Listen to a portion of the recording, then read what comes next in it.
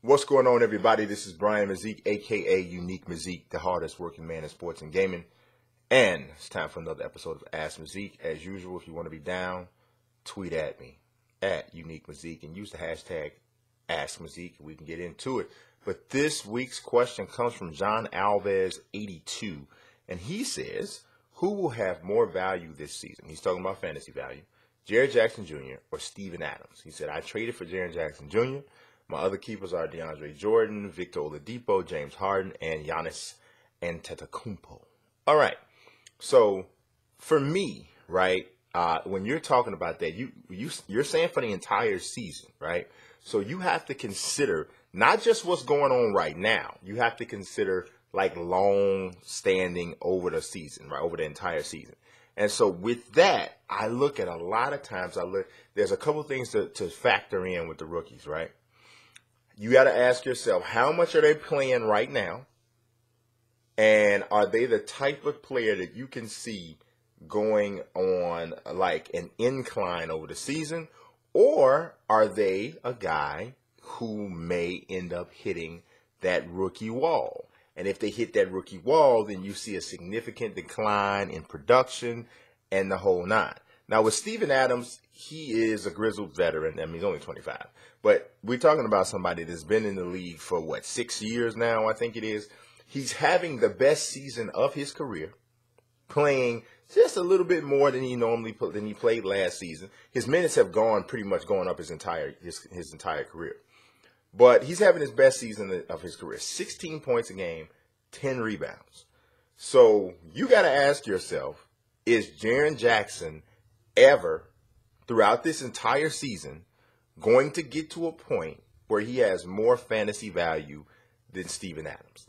My answer to that is no. I don't think so. So for me, this one is kind of easy because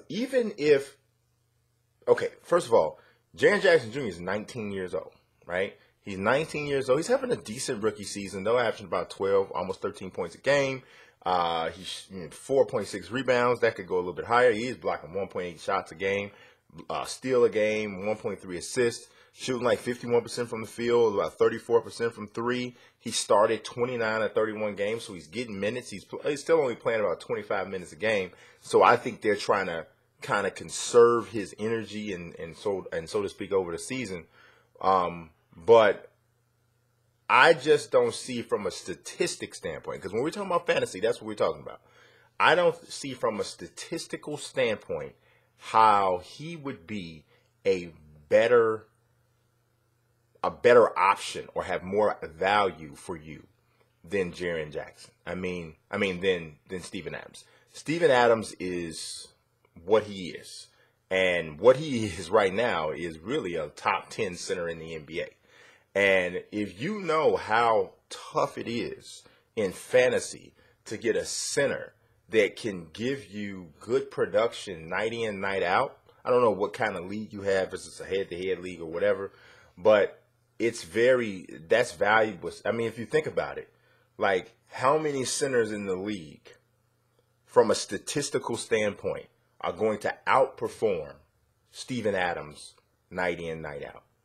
I mean, consistently, I'm thinking maybe four or five consistently. So yeah, I mean, you got your Embiid and you. I don't know that Jonas Valanciunas, when he comes back, when he's healthy, is gonna outperform him. Karl Anthony Towns, it does. Man, I'm drawing a blank right now. I'm trying to think of people. Anthony Davis can play a center, obviously, so he definitely will. I'm trying to think. I mean, does DeAndre Jordan consistently outperform Steven Adams? I don't think so. I don't think he does.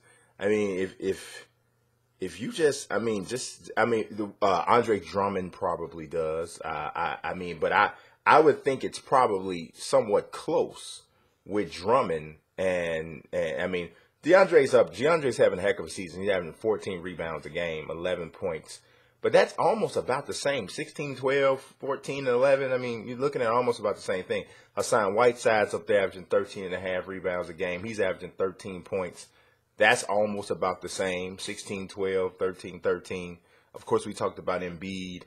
I talked about Drummond. Drummond's leading the league in rebounding, 15.5 boards. And, yeah, Drummond's going to get him. Drummond's going to outperform him most nights.